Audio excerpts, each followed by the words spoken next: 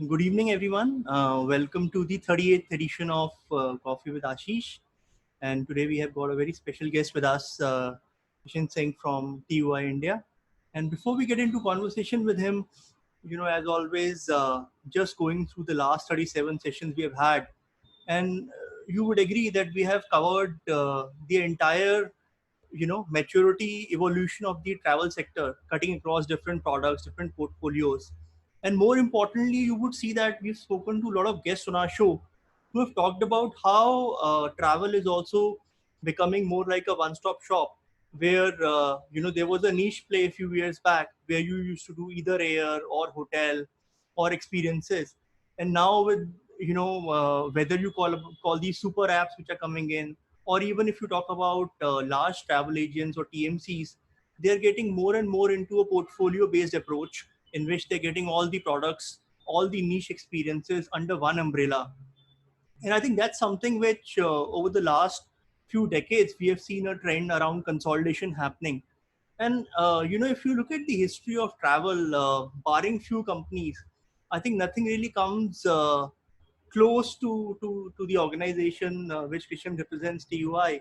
And even if I was looking through, I was doing my research around the archives, and it's very interesting how, especially in the West, how it was so niche in terms of how holidaymakers used to operate, whether they used to do only a specific type of holiday or a specific destination of holidays, and how over the years a company like TUI, through acquisitions and strategic alliances, actually consolidated some of those travel operators.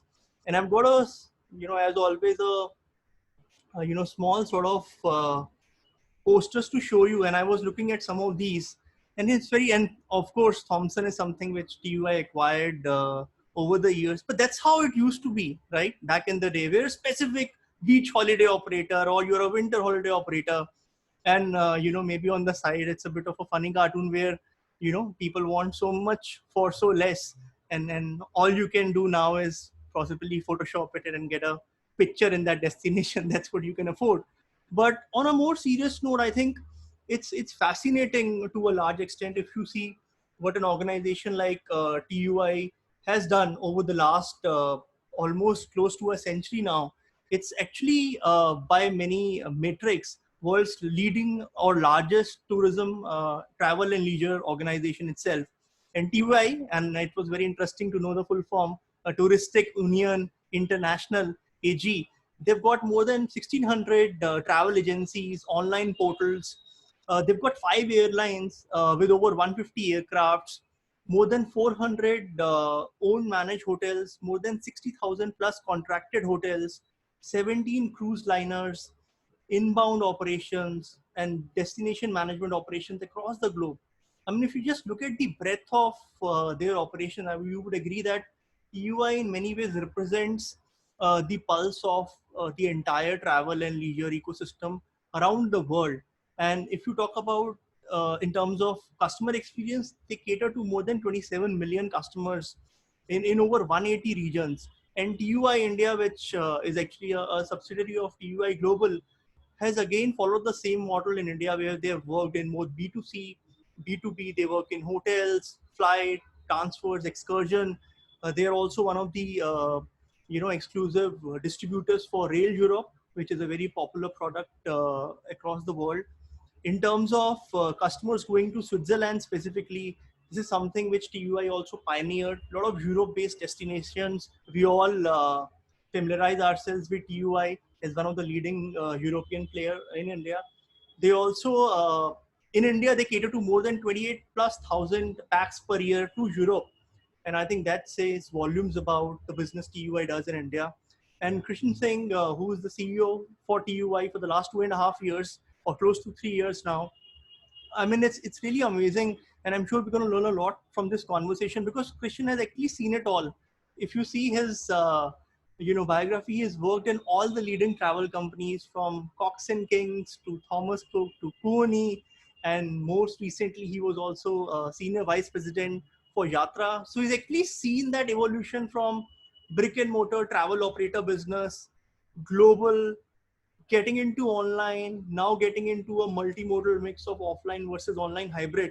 So I think it's very, Christian, I think is very uniquely positioned in some of the conversations we typically do on our show, where somebody either comes from an online pedigree or a, you know, typical brick and mortar. That's the split we have mostly have on our show. But I think, Krishan, you are really uniquely positioned that you have seen best of both the worlds in large global organizations. So I think it's going to be very unique hearing your perspectives in terms of, and I said TUI in many ways represent the pulse of the entire tourism and leisure space globally. So I think what really are you sort of thinking at TUI will also give our audience a lot of insights in terms of what's the future looking like for the tourism and leisure space around the world, and specifically around India. What do you see as the trends emerging? So I think with this, a very warm welcome to you, Krishan, to on Coffee with Ashish. And with this, I'm going to hand over to Ashish to welcome you and have a conversation with you while I sit back and enjoy my coffee. Hi, Karthik. Thanks a lot for the introduction to TUI and myself. And good afternoon to all, Ashish and all the audience currently present on this call. Thanks for inviting me here and giving me an opportunity to share my views. Thanks a lot.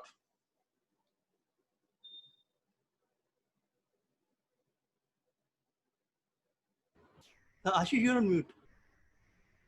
Yeah, sorry, I went off on mute. How's your coffee, Krishan?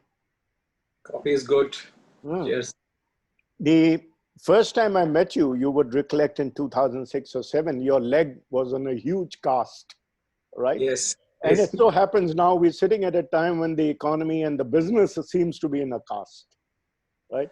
Yes, these are very challenging times actually. Yeah, so how are you coping up with all the pandemic and the impact on the business? Well, nothing matches the kind of challenge it poses. Not only personal challenge, but also professional challenge.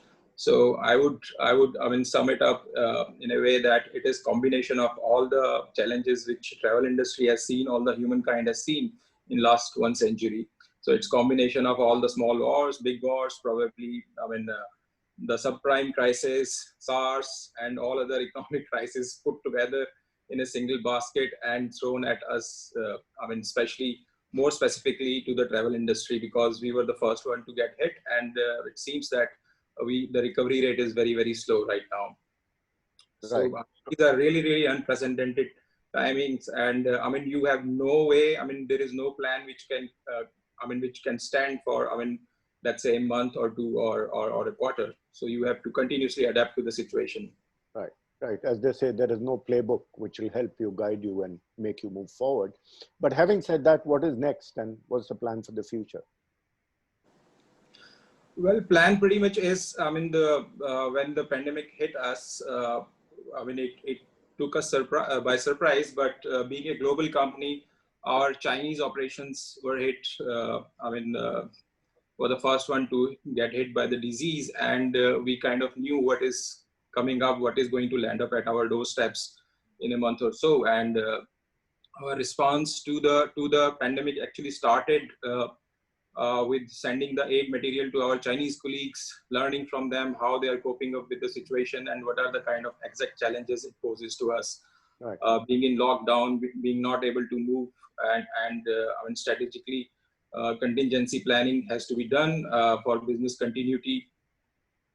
So the response started in that way, and I think there was no plan which you can envisage or which you can thought of, which will help you go through this situation. So we had to continuously adapt. So in the beginning, when we were planning for the contingency and the business continuity, every week the scenario was changing and the situation was evolving. Right. So, yeah, sorry, go on. So you have to continuously plan and adapt to the situation. The improvisation has to be done. Right, right. Right. So, no, we've been talking about consumer confidence and all that in our shows and with people. But what is important is investors' confidence. And TUI India remains a 100% owned global TUI AG company. So what's the confidence within the group? How do they say India? How do they see, now that you've become a internet-driven online travel company, having re-engineered yourself from the time TUI India started, I know you downsized it, you brought it down to ground, and you were sort of in the process of rebuilding, you rebuilt it into an online entity. So what is the confidence now? Yes, you are right. So we kind of restructured the company mid of 2018, and that was one of the best thing we have done. So we were I mean kind of a legacy player then, having retail stores, having a huge staff base, and everything was run offline actually. So in mid of 2018 we decided that this is not going to, I mean, this is not a sustainable model to be successful in a market like India. So we restructured our business, and we kind of decided to take the digital first approach. So all our businesses right now, if you see, are on platform and moving digitally. So so when we started our journey in 2018, post the restructuring, we kind of made sure that our team remains very lean, nimble, and agile. So all the processes, all the products were first integrated on our platforms, and then it was open for distribution through B2B channels or B2C channels. So if you see today, our B2B platform has vast variety of products which are seamlessly integrated with real-time inventory and prices coming in from various aggregators across the world, and also through our group companies like Musement and Riu Hotels. So Right. you have access to this wide range of products coming in on a single platform. And we have now opened this platform also to the small entrepreneurs through our drop shipping channel. So, I mean, we are planning to reach out to smaller 2 or 3 tier towns where a small entrepreneur can virtually start his travel business overnight. Right. So it's a very, very simple process where he has to sign up with us, and then we give him a brief training and access to the platform, and he can instantly start selling the products. And not before in the history of travel in India, I mean, such a vast variety of products were available by such a large global brand to I mean to the last mile service providers. Right. So, I must, from where I sit, I have been watching from the sideline from the mid 2000 how TUI India has been coming up in the holiday and travel space. And then for you to pull back in 2018 to make it the way it is today does require a lot of guts and a lot of challenges to be able to do it. You actually pull down a company which you have built up over the years. But having said that, well timed, it does seem, especially in the COVID time, that you did it just at the right time.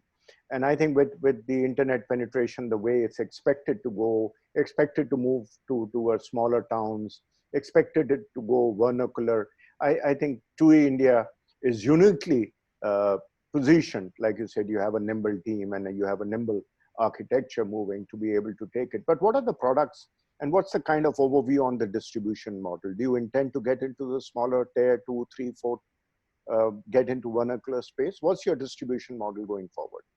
Yes, you have rightly put it across. So, I mean, if you see the internet penetration, I mean, just going back to the earlier question, if you see the internet penetration, it is fast forwarded probably by 2 or 3 years now. So, I mean, because of the COVID. So, I mean, vast amount of population is now consuming the internet products, whether it's education, entertainment, or your daily needs.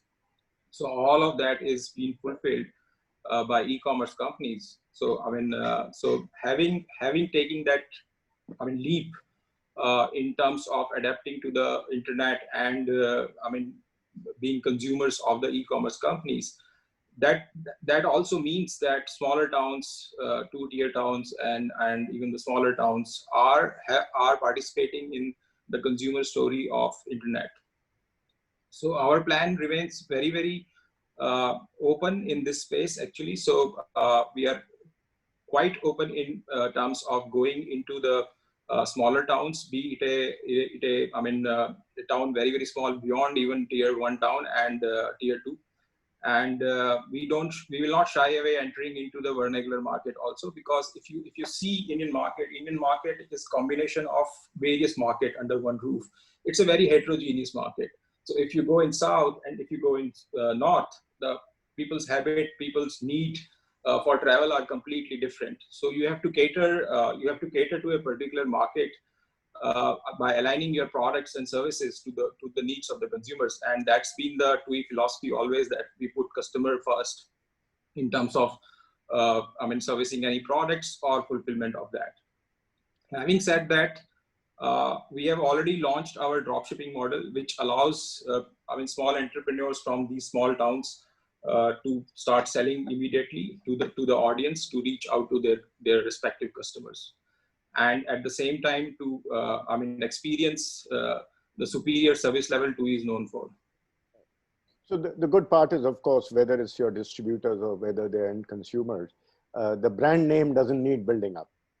Normally, if you set up a online distribution platform such as that, customer acquisitions, of course, is a huge cost. But building a brand, of course, is a big cost. But good for TUI that the brand is already established. It is well trusted. It's well respected. It's only the distribution and customer acquisition which needs. Yeah, our brand is very well known with our B2B partners. So brand saliency with the B2B partners is very, very high. They know the strengths of the company, and they probably know that we are probably the only company which has footprint in 180 countries in terms of destination management. And a lot of Indian customers are first-time international travelers, and they would prefer to stay in that safety net wherever they are going. And this safety net is accessible to the Indian customers now with our presence across the globe. Right, right. Yeah. Well, just as a matter of record for the audience here, for people who didn't know, TUI was also into the corporate travel in my times, early times, in a brand known as TQ3, which was a very strong corporate travel brand worldwide, which of course they moved out from the corporate travel space. But coming back to you specifically with all this pandemic and whatever else happening around us, how do you keep yourself leveled and sane and agile like the rest of your team? Well, these are very, very challenging times personally. So, being head of the organization, you have to take care of so many things. And you have your family also, and everybody is going through a very, very hard time across which nobody has experienced or nobody would have thought of before March this year. So, what has kept me sane is the conversations like these with the industry colleagues, not only outside the organization, but also inside the organization with our head office. So we are continuously engaged in the dialogue internally and externally with our industry colleagues, and we share ideas on weekly basis. Exchange notes, and get to know what other organizations are doing or what other offices in other countries, TUI offices in other countries are doing, and what are the best practices. And to overcome challenge like this, the good situation is that everybody is in a mess right now. It is not only you who is in mess. So everybody understands the kind of challenges each other is facing, and it is a situation where everybody knows that some point in time it's going to improve, and that is the hope. So it is a combination of hope and despair, and to come out of this situation you need a very, very personalized plan which suits you. So sometimes you enjoy having quality time with the family. There was no opportunity after I started my career to have such a quality time with the family, where you can probably we have spent almost 5 months now together, without going out, without missing a moment. So that's the best thing. And then you get back to the hobbies which you can't pursue because of the daily routine and your mundane work which goes on day after day. So these are some things which have kept me sane, and also kind of getting back to the fitness, meditation, and indulging time in mindfulness. Right. I think it's combination of all. Right. Right. And talking about, chatting up with your colleagues in head office, etc. I know of one I can say with great respect. I met him in 2002, who came as a young man looking for opportunities in India. And of course, now he happens to be probably on your board as well, and that's Frank. And yes. I find him as one of the finest brains I have come across. Even when I met him in 2002, there was a spark I saw in him. I said, although he was very curious and very inquisitive, wanting to know about the Indian market, he was trying to sort of grill my brains, so to say. But amazing chap, yeah? I think he's quite actively involved with the Indian operations. Yes, he's on board of TUI India, and we are interacting regularly. And he has seen the company, go through various transformations and the restructuring also. And in the current situation also, he's kind of hand-holding the company, being on the board. Yeah, some of the finest I've seen. Mario being another one of them. Yeah, Great. Mario is the managing director of our group company, Yeah, LPTI. yeah, strategies. Now coming back um, to sort of a last question on the block is, what kind of alliances, partnerships, collaborations are you hoping to put across in the industry? Obviously, people are talking about collaborations and partnerships. Are you looking at one? Are you looking to see how it could take, in which direction? Right. Indian market remains a growing market. I think the current challenge is just a blip. So it's a tapering down for a moment, and then it's going to recover very well. So our travelers are looking forward to getting out and kind of go on the road again. So Indian market will come back. There is no doubt about that. At the same time, it is a very unique market in terms of still being a very, very fragmented market. So we have seen some consolidation happening in past in terms of MMT, Go Ibigo, Redbus, Exigo under one roof, and then probably TC, SOTC, uh, Kuni Destination Management, SITA, and another consolidation which is emerging very fast is also EBIX. So we remain open to partner with the organizations who bring synergies to our activities. And as you all know that TUI brings formidable strengths to the table when it comes to the synergies or partnerships. Yeah. So we are open to these synergies and partnerships. And in terms of participating with other suppliers, tourism boards, hotels, flights, and other suppliers. So it's an ongoing operational matter. So which will come back once the situation improves. Right.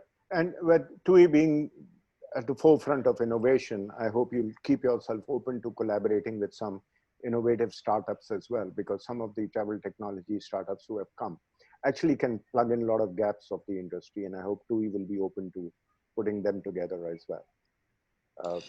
Yes, as Karthik explained earlier, TUI is a combination of various companies. So, acquired through over a period of time, and it still operates in a very, very heterogeneous environment where there are several platforms. Although we are trying to homogenize everything right now and trying to bring everything together on one single platform, which is much needed for such a large organization. Uh, but some of the startups which are coming in travel space are really bringing in amazing products, and they are fulfilling the unfilled needs of the customers right now. So there are really some very promising startups from India, and we are absolutely loving to watch that how Indian startup space in travel is growing. Right. Look, well, it's been great chatting up with you, Krishan. And hopefully we will physically catch up once things get back to normal, as they say. I look forward to that. Yeah. And I'll pass you on to Karthik. He perhaps might have some last thoughts before we conclude. Karthik? Sure. Sure. Thanks. Yeah, pleasure listening to you, Krishan. Just wanted to understand on the last note where you're talking about, how the industry is in a way also getting consolidated with some of the larger players getting together. And you also dovetailed on Ashish's point of collaborating with other companies, whether it's suppliers or startups. Where do you see in let's say mid to long term?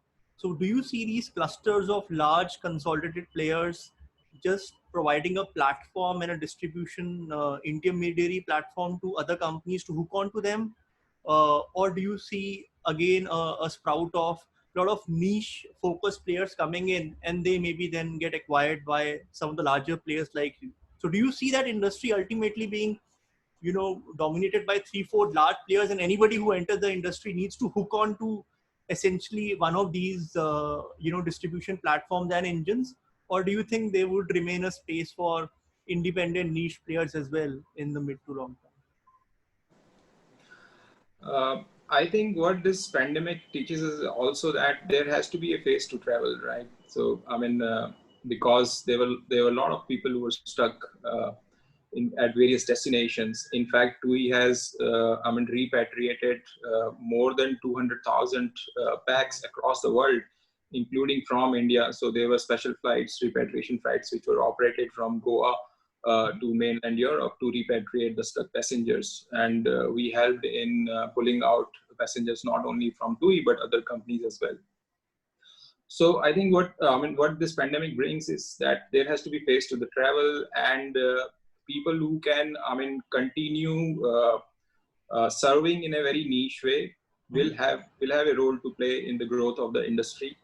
And the customers would love to consume the products which has face and which are very niche and fulfilling their particular needs.